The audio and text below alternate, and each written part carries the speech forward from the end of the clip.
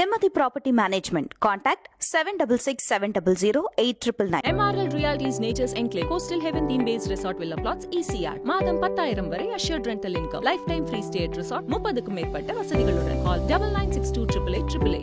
எனக்கு என்னமோ திட்டமிட்டு நம்ம இந்த வீடியோ எடுத்து நீங்க ஃபிளாஷ் பண்ணுங்க, மன்னிப்பு கேட்டது வெளியில தெரியட்டும் அப்படின்னு பண்ண மாதிரியே இருக்கே சார். இது எந்த அறையில இருக்குன்னு பாத்தீங்கன்னா கம்ஃபர்டபுளா இருக்கிறாங்க அந்த அறையில. ஸ்ரீனிவாசனுக்கு தெரியாம எடுத்துருக்காங்க.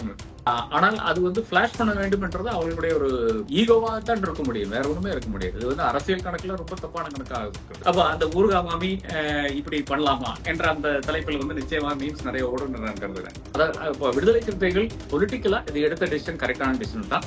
அது ஒரு அதிமுக எடுத்திருந்தால் நிச்சயமாக திமுகவுக்கு பெரிய நெருக்கடி வந்திருக்கும். அந்த நெருக்கடி இன்னைக்கு கிடையாது. நாளைக்கு எடப்பாடியினுடைய கூட்டணி ஜெயிக்கக்கூடிய இடத்துல இருக்குன்னு பாத்தீங்கன்னா விடுதலை சிறுத்தைகள் திமுக கூட்டணியில் இருக்க வேண்டிய அவசியம் கிடையாது.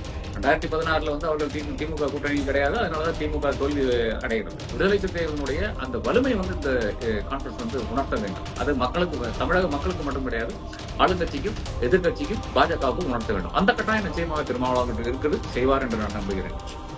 திமுக மினிஸ்டர் சில பேர் 2 வாரம் தான் தாங்குவப்பா, நாங்களாம் எம்ஜிஆரே பார்த்தவங்கப்பா அப்படிலாம் பேசுறதுங்கிறது விஜயை பார்த்து கொஞ்சம் நடுங்குறாங்க, பதறாங்க அப்படிலாம் விஜயனுடைய ஃபாலோவர் சொல்றாங்க. நீங்க எப்படி பாக்குறீங்க அதை?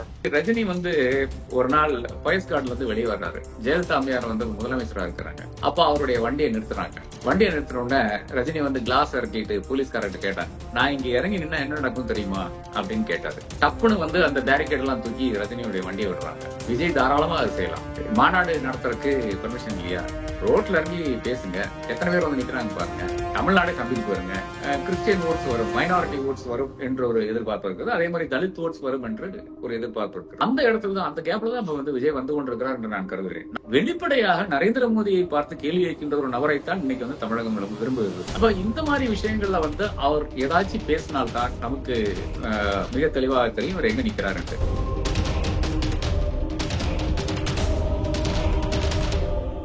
அன்னை பர்னிச்சர்ஸ், அன்னை திருமண சீர்வரிசை பொருட்கள், டிவி, பிரிட்ஜ், வாஷிங் மெஷின் உள்ளிட்ட 200க்கும் மேற்பட்ட பொருட்கள் அடங்கிய திருமண சீர்வரிசை ரூபாய் 99,000 மட்டுமே. தமிழகம் முழுவதும் இலவச டோர் டெலிவரி. தொடர்புக்கு 7550014440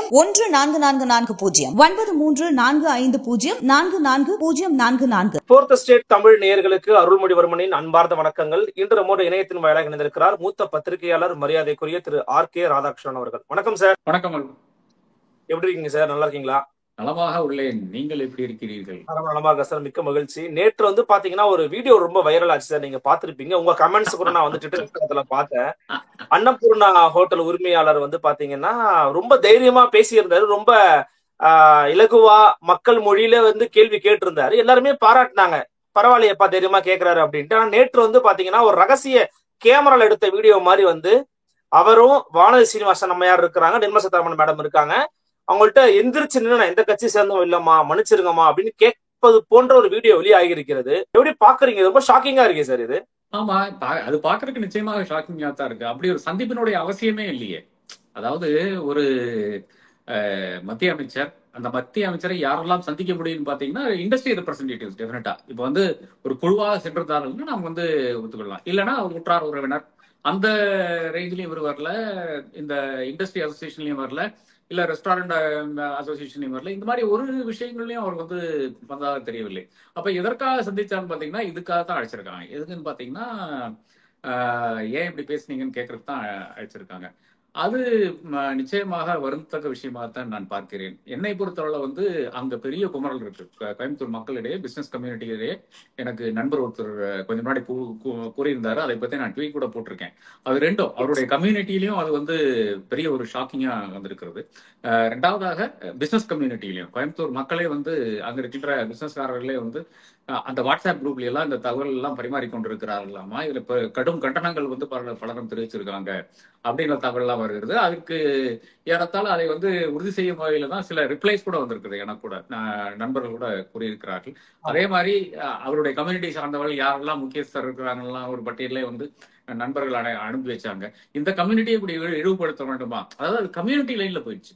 இப்ப அது அன்னபூர்ணா ஒன்றோ ஆமா ஸ்ரீனிவாசன் என்றோ நிக்காம அது எனக்கு நன்றாக தெரிந்த மனிதர், மிக சுவாரஸ்யமாக பேசக்கூடிய மனிதர். அது சாதாரணமாவே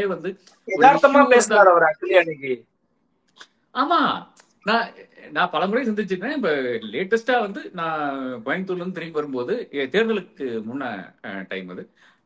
அந்த டைம்ல அங்க கோயம்புத்தூர் ஏர்போர்ட்ல சந்திச்சோம். போய் அன்னபூர்ணால காஃபி சாப்பிட்டோம்.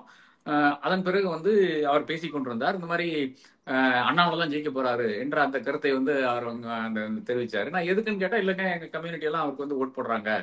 செங்கை வந்து எங்க கம்யூனிட்டில இருந்தா கூட அது வந்து அதிமுக கொடுத்தா அந்த ஓட்டு வந்து வேஸ்டா போயிடும் அப்படின்னு மக்கள் நினைக்கிறாங்க, கம்யூனிட்டி மக்கள் நினைக்கிறாங்க அப்படின்லாம் பேசினாரு. அதே மாதிரி பல விஷயங்கள் வந்து இந்த பாருங்க, இந்த அன்னபூர்ணாக்கு இருக்கின்ற பிரச்சனைகள், அந்த அதாவது ஏர்போர்ட்டுக்குள்ளால வச்சிருக்கிற அன்னபூர்ணா இருக்கிற பிரச்சனைகள் வந்து ரொம்ப சுவாரஸ்யமாக ஏபிடி அந்த ஏர்போர்ட் டைரக்டர் இருந்தார், அவர்கிட்ட எங்கிட்டே வந்து விவரித்துக் கொண்டிருந்தார். அதுவும் சொல்லும்போது ஒரு ஒரு ரேங்கரோ இல்லை என்றால் கோபமோ இல்லை என்றால் ஒரு இது விரக்தியோ இது ஒண்ணுமே கிடையாது. அவர் அப்படியே வந்து ஒரு சிங் சாங் மேட்டர்ல வந்து இது இப்படி இருக்குங்க, இது இப்படி இருக்குங்க, இது இப்படி இருக்குங்க, இந்த குறையெல்லாம் தீர்த்து வைங்கிற அந்த பாணியில பேசும்போது அவருடைய ஸ்டைல் அது. அதாவது நீங்க சிரிக்கிறீங்களோ இல்லையோங்கிறது அடுத்த விஷயம். ஆனா அவரை பொறுத்தவரை அவர் அப்படித்தான் பேச கத்திருக்கிறாரு. யாருகிட்டையும் வந்து கருகின முகத்தோட பேச மாட்டாரு. இதெல்லாம் வந்து நான் பலமுறை அவரை வந்து பார்த்த போதுமெல்லாம் எனக்கு தெரிஞ்ச விஷயமா இருக்கிறது. அவர் அந்த பாவத்தை போய் நீங்க வந்து பாவம்னா அவர் ஒரு சக்சஸ்ஃபுல் பிசினஸ் மேன். அந்த சமூகத்துல வந்து நல்ல செல்வாக்கு இருக்கிறவர். கோயம்புத்தூர்லயே வந்து மிக தெரிஞ்ச அறிந்த ஒரு மனிதராக இருக்கிறார். அந்த கோயம்புத்தூர்காரர்களே வந்து ஒரு பெரிய ஒரு சவுண்ட் எல்லாம் விட மாட்டாங்க. அந்த மாதிரி ஒரு கம்யூனிட்டி. அது எந்த கம்யூனிட்டியானாலும் சரி, கோயம்புத்தூர்காரர்கள் இந்த பிளாஷினஸ் வேணும்னா திருப்பூர் போகணுங்க. அதாவது இப்போ ஒரு ஒரு இண்டிகோ ஏர்கிராப்ட்ல வந்து ஃபர்ஸ்ட் ரோ போடுற நபர்கள் இருக்கிறார்கள். 1500 ரூபா கொடுத்து ஃபர்ஸ்ட் ரோ போடுற இவர் போட மாட்டாரு. இவர் வந்து ஃப்ரீ சீட்டுக்காக இல்லை என்றால் 200 ரூபா கொடுத்த சீட் தான் போடுவாரு. அந்த மாதிரி ஒரு கேரக்டர். அந்த அளவுக்கு தன்னடக்கம் இருக்கின்ற, சரி எங்கேயோ உட்காந்து போனா அந்த ஊருக்கு தானே போகணுங்கிற அந்த ஒரு அப்ரோச் தான் வருது. ஆனா ஆமாமா, இவரு அந்த அளவுக்கு இருக்கின்ற ஒரு மனிதரை வந்து இப்படி இது தேவையில்லாத விஷயமா தான் பார்க்கிறேன். அரசியல் ரீதியாக நிச்சயமாக ஒரு கொந்தளிப்பை உண்டாக்குன்ற விஷயம். அப்கோர்ஸ் நம்ம அவுட்ரேஜ் எல்லாம் 2 நாளைக்கு தான் வச்சுங்களேன். அப்படி இருந்தாலும் கூட ஒரு கொந்தளிப்பு கிரியேட் பண்ண ஒரு விஷயமா தான் இது இருக்குது. ஆனா இது வந்து எனக்கு என்னமோ திட்டமிட்டு நம்ம இந்த வீடியோ எடுத்து நீங்க பிளாஷ் பண்ணுங்க, மன்னிப்பு கேட்டது வெளியில தெரியட்டும் அப்படின்னு பண்ண மாதிரியே இருக்கே சார். இது இல்லைன்னா எடுக்க முடியாதுங்க. அப்படி ஒரு வீடியோ வந்து நிச்சயமா எடுக்க முடியாது. எப்படி எடுக்க முடியும்? ஒரு மத்திய அமைச்சர் இருக்கின்ற அறை, அந்த மத்திய அமைச்சருக்கு பாதுகாப்பு இருக்கிறது, அவர்களை ஒட்டிய நபர்கள் இருக்கிறார்கள். இப்ப நீங்க ஒரு கேமரா தூக்குனாலே தெரியுங்க எதுக்காக. ஆமா, இது ஹிடன் கேமரா மாதிரி தெரியல. அப்போ அதுவும் எந்த அறையில இருக்குன்னு பாத்தீங்கன்னா, அது அவர்களுடைய ஏதோ ஒரு அறை மாதிரி தான் தெரியுது. அவங்க வந்து கம்ஃபர்டபுளா இருக்கிறாங்க அந்த அறையில. அப்போ அவங்களுக்கு தெரியும் அந்த அறையினுடைய அந்த எல்லா விஷயங்களும் அவருக்கு தெரிஞ்ச விஷயமா தான் இருக்கிறது. அப்போ இவருக்கு தெரியாம எடுத்திருக்காங்க. நிச்சயமாக சீனிவாசனுக்கு தெரியாம எடுத்திருக்காங்க. ஆனால் அது வந்து பிளாஷ் பண்ண வேண்டும் என்றது அவர்களுடைய ஒரு ஈகோவா தான் இருக்க முடியும், வேற ஒண்ணுமே இருக்க முடியாது. இது வந்து அரசியல் கணக்குல ரொம்ப தப்பான கணக்காக இருக்கிறது. இது வீடியோனுடைய பிரச்சனை என்னன்னா, இப்ப அவுட்ரேஜ் 2 நாளைக்கு தான் இருக்கும். ஆனா அந்த வீடியோ வந்து எங்கேயும் போக போறது இல்லை. இணையத்துல ஒரு மேட்டர் போட்டு அப்புறம் வந்து நீங்க எடுக்கவே முடியாது என்று நான் என்னுடைய லென்ஸ் என்ற படத்தில் நான் வந்து குறிப்பிட்டிருப்பேன். அந்த ஏறத்தால அது மாதிரி தான் இது வந்து கொண்டே இருக்கு. இப்ப வந்து 2019 தேர்தலுக்கு முன்னாலதான் நான் வந்து ஹிந்தி தெரியாது போடான்னு சொல்லி ஒரு டிஷர்ட் போட்டு உட்கார்றேன். அது இந்த தேர்தலுக்கு வருது. 2024 தேர்தலுக்கு கூட வந்து கொண்டுதான் இருக்கிறது. 2021 தேர்தலுக்கு வந்து எல்லா தேர்தலுக்கும் வந்து கொண்டே இருக்கு. அப்ப அதே மாதிரி சீனிவாசன் ஒரு அர்பன் லெஜெண்டா மாறுறாரு. இவர் வந்து எல்லா தேர்தலுக்கும் வந்து வசதியான ஒரு மீம் மெட்டீரியலாக இப்ப வந்து நிர்மலா அம்மையாரை மறுபடியும் மாட்டியிருக்காங்க. அவர்களுடைய பாஷையில சொன்னா ஏன்னா ஊருகா மாமின்னு அவர்களே குறிப்பிடுறாங்க அந்த பிரஸ் கான்பரன்ஸ்ல. அப்ப அந்த ஊருகா மாமி இப்படி பண்ணலாமா என்ற அந்த தலைப்பில் வந்து நிச்சயமா மீம்ஸ் நிறைய ஓடுன்னு நான் கருதுறேன். நிச்சயமா சார். இப்போ இந்த ஒரு பக்கம் இன்னொரு விஷயம் இருந்தாலும், தமிழ்நாட்டு அரசியலை பொறுத்த வரைக்கும் பார்த்தீங்கன்னா இன்னொரு விஷயம் பரபரப்பா பேசப்பட்டுக்கிட்டு இருக்கு. இந்த பேன் ஆல்கஹால், மது ஒழிப்பு மற்றும் போதை ஒழிப்பு மாநாடை வந்து விசிகா வந்து நடத்துறதா வந்து சொல்லியிருக்கிறாங்க. அக்டோபர் மாசம் 2ஆம் தேதி அதிமுகவுக்கும் அழைப்பு விடுக்கிற, அவங்களுமே வரட்டுமே அப்படிங்கிறாரு. இன்னொரு பக்கம் திமுகவினுடைய மூத்த அமைச்சர்கள், ஃபார் எக்ஸாம்பிள் உதயநிதி எல்லாம் வந்து பாத்தீங்கன்னா அது அவங்க விருப்பம் அப்படிங்கிற மாதிரி சொல்றாரு. சோ இது நீங்க எப்படி பாக்குறீங்க? அதாவது பொலிட்டிக்கல் ஸ்ட்ராட்டஜி வச்சிருக்கிறாரா திருமாவளவன், அல்லது வந்து சாதாரண ஒரு நிகழ்வா பாக்கணுமா? இது நான் ஒரு வாட்டி முன்னாடி பேசியிருக்கேன் எங்கேயோ. அதுல என்ன நான் சொன்னேன்னா, இது இவ்வளவுதான். அதாவது இது யார் செய்ய வேண்டிய விஷயம் இருக்கு. அது என்னை பொறுத்தவரை வந்து ஒரு ஒரு பொலிட்டிக்கல் இஷ்யூக்கு வந்து கையில் கிடைக்குது. என்ன இஷ்யூ? இந்த சாராய மரணங்கள். அந்த கள்ளச்சாராய மரணங்கள்ல வந்து ரொம்ப பொலிட்டிக்கலா தான் நான் பாக்குறேன். நான் வந்து இது ஒரு இமோஷனலா பார்க்கவில்லை. பொலிட்டிக்கலா ஃபர்ஸ்ட் யார் வந்து அதுல வந்து பொலிட்டிக்கல் பாயிண்ட் ஸ்கோர் பண்றான்னு பாத்தீங்கன்னா எடப்பாடி பழனிசாமி அந்த இடத்துக்கு போய் நிக்கிறாரு, டப்புனு போய் நிக்கிறாரு, அனைத்து வீடுகளும் ஏறி இறங்குறாரு, அனைவருக்கும் ஆறுதல் கூறுகிறார். நாங்க எங்களால் என்ன செய்ய முடியுமோ பொலிட்டிக்கலா நாங்க என்ன செய்ய முடியுமோ நிச்சயமா செய்யறோம்ன்ற உறுதியெல்லாம் அளிக்கிறார். அதன் பிறகுதான் உதயநிதி போறாரு. என்னை பொறுத்தவரை அது உதயநிதியினுடைய ஃபர்ஸ்ட் மிஸ்டேக்காக நான் பார்க்கிறேன். இப்போ ஃபர்ஸ்ட் மேஜர் மிஸ்டேக்காக நான் பார்க்கிறேன். அதாவது தெரிஞ்ச உடனே டப்புனு கிளம்பி இங்கிருந்து போயிருக்கணும். அவர்கள் என்ன கலெக்டர் என்ன கூறாரோ இல்ல வேற ஏதாச்சும் சொன்னாருன்னா மரணம் நடந்திருக்கு. மரணம் ஒரு மரணமோ 5 மரணமோ அது வந்து ஏதோ ஒரு கன்சம்ஷன் பேர்ல வந்து மரணம் நடந்திருந்தால் நிச்சயமாக அங்க வந்து ஒரு சீனியர் அமைச்சர் போய் இருக்க வேண்டும். உதயநிதி சீனியர் அமைச்சர் என்று நான் கூற வரவில்லை. பட் இருந்தாலும் ஏறத்தாழ அவர் வந்து நம்பர் 2ஆக இப்ப இருக்கின்ற அந்த நிலைமையில் வந்து நிச்சயமாக அவர் வந்து போயிருக்கவில்லை. அரசியல் ரீதியாக மிக தவறான ஒரு முடிவாக நான் பார்க்கிறேன். அங்க ஸ்கோர் பண்ண எடப்பாடி, ஆனால் அதற்காக இங்க ஒரு ஆர்ப்பாட்டம் நடத்துறாங்க, சென்னையில ஒரு ஆர்ப்பாட்டம் நடத்துறாங்க. அதை தாண்டி இதை இன்னும் கிறிஸ்டலைஸ் பண்ணி ஒரு பெரிய விஷயமாக எடுத்து செல்லவில்லை. அதாவது எல்லா இடத்துலயுமே நீங்க வந்து ஒரு கான்ஃபரன்ஸ் மாதிரி போட்டு, அது இன்டெலெக்சுவல் கான்ஃபரன்ஸா இருந்திருக்கலாம், இல்லை என்றால் பாப்புலர் கான்ஃபரன்ஸா இருந்திருக்கலாம், பரப்புரை நிகழ்த்தக்கூடிய இடமா இருந்திருக்கலாம். அது ஒரு இஷ்யூவா நீங்க வந்து எடுத்துட்டு போனோம். ஆனால் அவர் என்ன நினைத்திருப்பாருன்னு நான் சொல்றேன். இந்த தமிழக அரசியல்ல வந்து ஒரு 30 வருஷம் எனக்கு தெரிஞ்சதுனால நான் சொல்றேன்.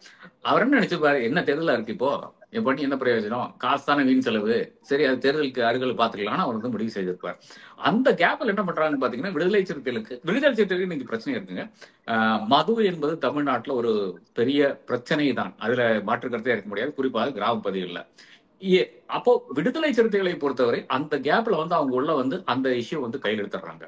அப்போ பிரதான எதிர்கட்சி எடுக்க தவறிய ஒரு விஷயத்தை எடுத்திருக்காங்க. பட் அலட்சியப்படுத்த ஒரு விஷயத்தை அந்த ஆமா அந்த இஷ்யூ கடந்து போயிட்டாங்க அவங்க. அப்ப அந்த இஷ்யூ வந்து இவங்க கையில் எடுத்து, ஏனென்றால் இன்னைக்கும் வந்து அந்த குடிப்பழக்கத்தினால் பிரச்சனை வருகின்ற எவ்வளவோ குடும்பங்கள் இருக்கின்ற தமிழ்நாட்டுல. அப்ப அதற்கு என்ன சொல்யூஷனுங்கிறது தான் நான் பார்க்க வேண்டும். அதாவது இப்போ விடுதலை சிறுத்தைகள் பொலிட்டிக்கலா இது எடுத்த டிசிஷன் கரெக்டான டிசிஷன் தான்.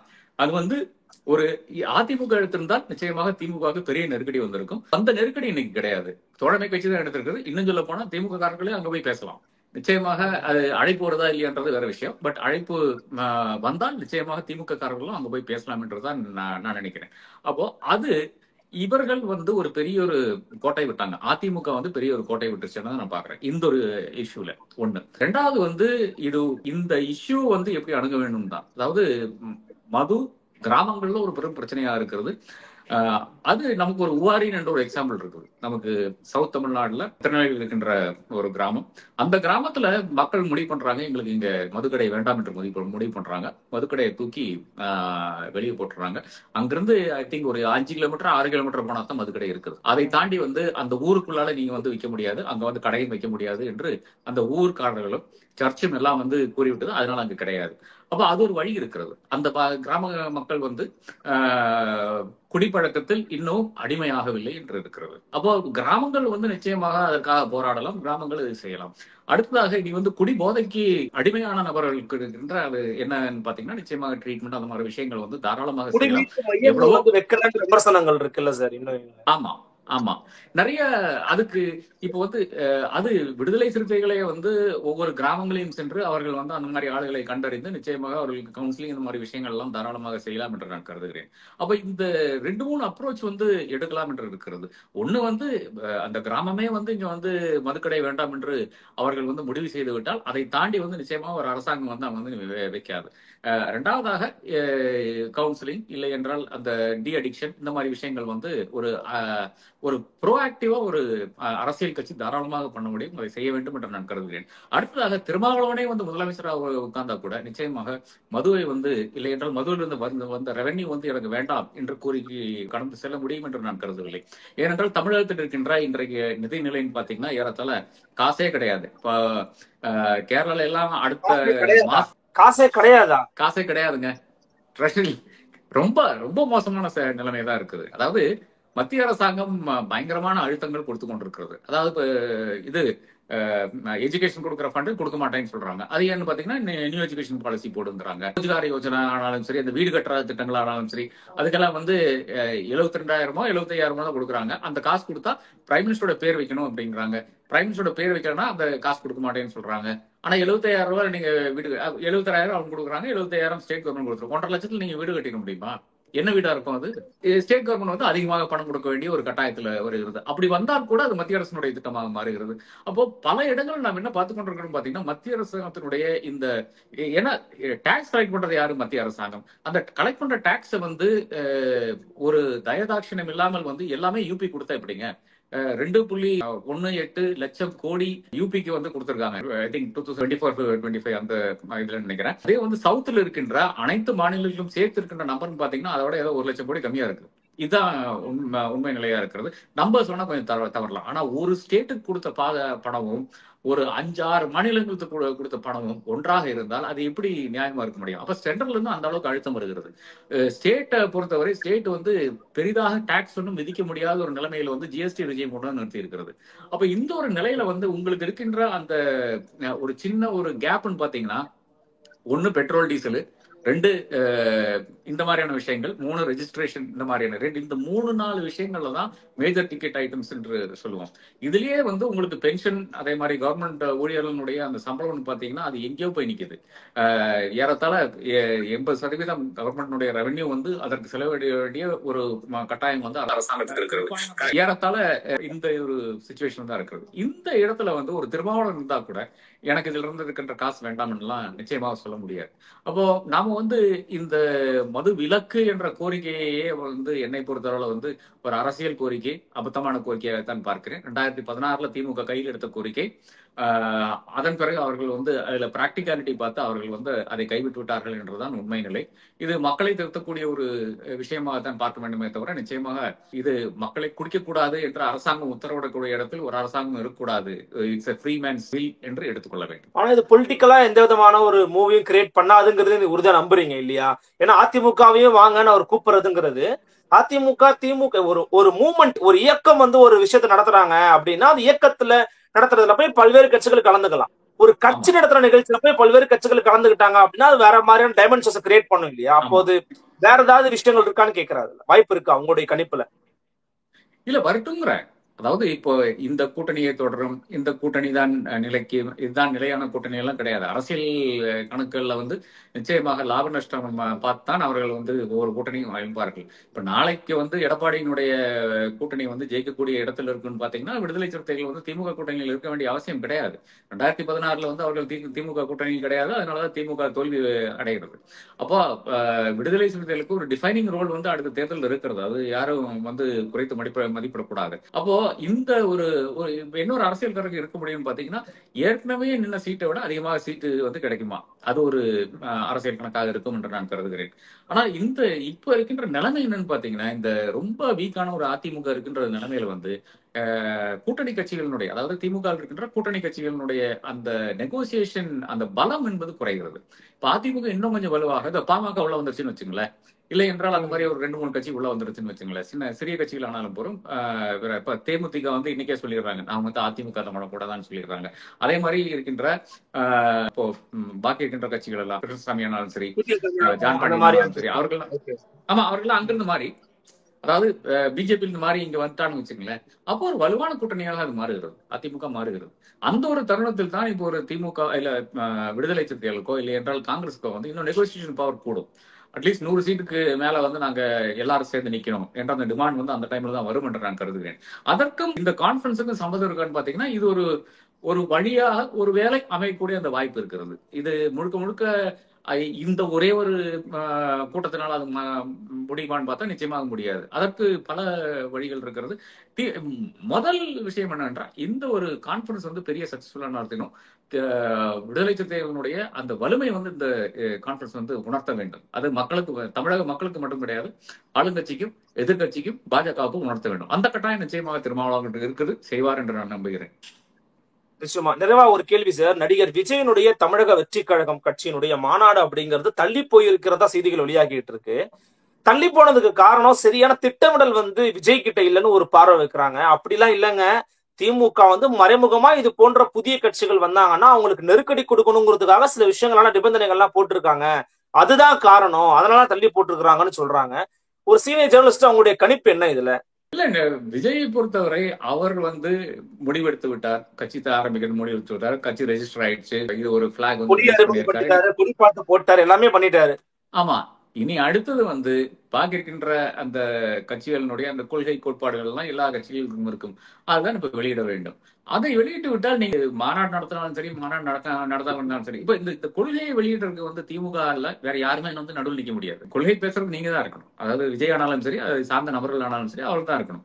அப்ப அதுல ஒரு தொய்வு ஏன் வருதுன்ற கேள்வி இருக்கு இல்லையா? அப்ப உங்களுக்கு தெளிவு இல்லையான்ற கேள்வி இருக்கு இல்லையா? இன்னும் எனக்கு அறிய வேண்டிய விஷயம் இன்னொன்று இருக்கு. நான் சமீபத்துல வந்து இந்த ஹேமா கமிட்டி ரிப்போர்ட்டை பத்தி, கேரளாவில் நடந்த அந்த அவலத்தை பத்தி, அதாவது விமன் இன் சினிமா கலெக்டிவ் அவர்கள் சினிமாவில் வந்து பெண்களை வந்து எந்த அளவுக்கு சித்திரவதை செய்கிறார்கள், எக்ஸ்பிளாய்டேஷன் எந்த அளவுக்கு வந்து அனைத்து டிபார்ட்மெண்ட் ட்ரேட்ஸ்லயும் இருக்குன்றலாம், அதை வந்து ஒரு பெரிய ஒரு ஸ்டடி செய்து இப்போ ஆக்டர் ரேவதியை வந்து நான் வந்து பேட்டி கண்டிருக்கேன். அதன் பிறகு வந்து பீனா பால் என்ற எடிட்டரை பேட்டி கண்டிருக்கேன். நான் விஜய் கிட்ட கேட்கிறேன், அவருடைய ஸ்டாண்ட் என்ன இதுல? தமிழகத்தில் இருக்கின்ற இந்த சினிமா துறையில இருக்கின்ற பிரச்சனைகள்ல உங்களால் ஏதாச்சும் ஒரு விஷயத்துல வந்து உங்களால் சொல்யூஷன் காண முடிஞ்சிருக்குதா? நீங்க சினிமா துறையில இருந்தாங்க, இன்னைக்கு வந்து இந்தியாவில் நீங்க வந்து number 2 star, Shahrukh Khan number 1, Vijay number 2. அதாவது பணம் போட்டா எடுத்துடலாம், என்ன குப்பை பிலிமா இருந்தாலும் சரி, என்ன குப்பையா இருந்தாலும் சரி, டிஃப்ரெண்டா எடுத்துடலாம். அதாவது தியேட்டர்ல வந்து ரிலீஸ் ஆகி ஓடலாங்கிறதெல்லாம் விஷயம், அது ஓடிடில ஓடுறோம், இல்லைன்னா டிவி ரைட்ஸ் இருக்குது, மியூசிக் ரைட்ஸ் இருக்கு, இதுல அப்புறம் வேர்ல்ட் வைட் ரிலீஸ் இருக்கு, இதுல வந்து டெஃபினட்டா வந்து காசு வந்துடும். நம்பர் 2 ஸ்டார் இந்தியாவில். இந்த நம்பர் 2 பொசிஷனை வைத்துக் கொண்டு, அதாவது தமிழகத்துல நம்பர் 1, இந்தியாவில நம்பர் 2, இந்த பொசிஷனை வைத்துக் கொண்டு ஏதாச்சும் ஒரு பிரச்சனைக்கு 29 ட்ரேட் இருக்கு தமிழக பிலிம் இண்டஸ்ட்ரியில, இந்த 29 ட்ரேட்ல வந்து அனைவருக்கும் ஒழுங்காக சம்பளம் போகுதா? இந்த ஒரு விஷயமாச்சும் உங்களால இன்ஷூர் பண்ண முடியுமா? அப்ப அந்த ஒரு குறைந்தபட்ச மேட்டர் கூட இல்லைன்னா நீங்க வந்து அரசியலுக்கு வந்து நீங்க என்ன செய்ய போறீங்கன்னு அந்த கேள்வி நிச்சயமா இருக்குது. கமல் கிட்ட கேட்டு அதே கேள்விதான் நான் வந்து விஜய் கேட்க போறேன். சினிமா துறையில ஆயிரக்கணக்கான பிரச்சனைகள் இருக்கு, ஏதாச்சும் ஒரு பிரச்சனைக்கு ஒரு விடை நீங்கள் கண்டிருக்கிறீர்களா என்ற அந்த கேள்வி இருக்கிறது. அதுக்கு விஜய் வந்து பதில் அளிக்கத்தான் வேணும். ஏதாச்சும் ஒரு நாள் வந்து நம்ம முன்னால் நிற்கும் போது நம்ம அந்த கேள்வியை கேட்கத்தான் வேணும் என்று நான் கருதுகிறேன். உங்க துறையிலேயே உங்களால் வந்து ஒன்றும் செய்ய முடியல, நீங்க வந்து அரசியலுக்கு வந்து என்ன செய்ய போறீர்கள் என்ற கேள்வி என் மனதில் இருக்கிறது. அதற்கும் விஜய் சார்ந்த நபர்கள் வந்து பதில் அளிக்க வேண்டும் சார். ஆனா இது எல்லாருமே பார்த்து கேட்கற மாதிரி இல்லையா சார்? இப்ப வந்து ஒரு டாக்டர் வந்தாருன்னா டாக்டர் மருத்துவத்துறையில பல பிரச்சனைகள் இருக்கு, இப்போ ஒரு இலக்கியவாதி வராருன்னா ஒரு இலக்கியத்துறையில பல பிரச்சனைகள் இருக்கு, அவர் வரட்டும், வந்த பிறகு சரி பண்ணுவாரு நம்பலாம்ல. நான் வந்து ஒரு பத்திரிகையாளர், பத்திரிகை துறையில பிரச்சனை இல்லையா? அந்த பிரச்சனைக்கு நீங்க என்ன ஒத்துழைத்தீங்க, என்ன இது பண்ணீங்கன்னு பாத்தீங்கன்னா, நாம என்ன செய்திருக்கோம்னு ஒரு பட்டியல் நாம வந்து சொல்ல முடியும், நம்மளால செய்ய முடியும். அதாவது இந்த பிரச்சனைக்கு வந்து இந்த அளவுக்கு வந்து நான் முதலமைச்சர்கிட்ட பேசினேன், இல்லை என்றால் நாங்க வந்து இந்த கோரிக்கையை வைத்திருந்தோம், இது வந்து நிறைவேறிக்கிறது, இது வந்து நிறைவேறவில்லை என்று நான் சொல்ல முடியும். நான் பத்திரிகை துறையில் இருக்கிறேன், என்ன துறையில வந்து இவ்வளவு பிரச்சனைகள் இருக்கிறது, இதுக்கு நான் வந்து குரல் கொடுத்திருக்கேன், இதற்கு நான் வந்து குரல் கொடுக்கவில்லை, இன்ன காரணங்களால் குரல் கொடுக்கவில்லை நான் கூறலாம். விஜய் என்ன சொல்ல போறான்னு தான் அந்த கேள்வி. அது எல்லா துறையிலும் இருக்கின்ற விஷயங்களை வந்து ஒரு டாக்டர் ஆனாலும் சரி, ஒரு என்ஜினியர் ஆனாலும் சரி, அவர்களுடைய துறையில் இருக்கின்ற ஒரு சோசியல் இன்க்ளினேஷன் உங்களுக்கு இருக்கான்னு தெரிய வேண்டாமா? ஏதாச்சும் உங்க துறையில் இருக்கின்ற அந்த ஒரு பிரச்சனையில் வந்து ஏதாச்சும் ஒரு பிரச்சனையில வந்து நீங்க இன்டர்வியூ பண்ணி இண்டஸ்ட்ரி வேடா ஒரு இது, அது என்ன மாதிரியான ஒரு இன்ஃபுளுன்ஸ் இருக்கின்ற ஒரு நபர், இந்த நபர் என்னெல்லாம் செய்ய முடியும், அதுல வந்து ஏதாச்சும் சில விஷயங்களை செய்திருந்தால் நிச்சயமாக நாம் வந்து அவரை போற்றுவோம், பாராட்டுவோம். அரசியலுக்கு யார் வேணா வரலாம், அதுல ஒன்றும் பிரச்சனை கிடையாது. ஆனா என்னுடைய ட்ராக் ரெக்கார்டு மட்டும் தான் கேட்கறேன். அந்த ட்ராக் ரெக்கார்டு வந்து நீங்க கேட்கறதுல வந்து நியாயம் தான் இருக்கு, அதுல வந்து எந்த மாற்று கருத்தும் இல்ல. ஆனா அவர் இந்த மாநாடு அறிவிச்சதுல இருந்தே பல பிரச்சனைகளுக்கு உள்ளாகிறாரு, அதுக்கு ஆளுங்கட்சி தான் காரணம்னு வெளியில இருந்து சொல்லக்கூடிய விமர்சனங்கள் நீங்க எப்படி மதிப்பீடு செய்றீங்க? ஏன்னா திமுக மினிஸ்டர் சில பேர் வந்து 2 வாரம் தான் தாங்குவப்பா, நாங்களாம் எம்ஜிஆரே பார்த்தவங்கப்பா அப்படிலாம் பேசுறதுங்கிறது விஜயை பார்த்து கொஞ்சம் நடுங்குறாங்க, பதறாங்க அப்படிலாம் விஜயனுடைய ஃபாலோவர் சொல்றாங்க. நீங்க எப்படி பாக்குறீங்க அதை? ரஜினி வந்து ஒரு நாள் போயஸ் கார்டுல இருந்து வெளியே வர்றாரு, ஜெயலலிதா அம்மையார் வந்து முதலமைச்சரா இருக்கிறாங்க. அப்ப அவருடைய வண்டியை நிறுத்துறாங்க. வண்டியை நிறுத்தின உடனே ரஜினி வந்து கிளாஸ் இறக்கிட்டு போலீஸ்காரர்கிட்ட கேட்டார், நான் இங்க இறங்கி நின்னா என்ன நடக்கும் தெரியுமா அப்படின்னு கேட்டாரு. டப்புன்னு வந்து அந்த பேரிகேட் எல்லாம் தூக்கி ரஜினியுடைய வண்டியை விடுறாங்க. விஜய் தாராளமா அதை செய்யலாம், மாநாடு நடத்துறதுக்கு பெர்மிஷன் இல்லையா, ரோட்ல இறங்கி பேசுங்க. எத்தனை பேர் வந்து நிக்கிறாங்க பாருங்க. தமிழ்நாடே சம்பிச்சு போயிருங்க.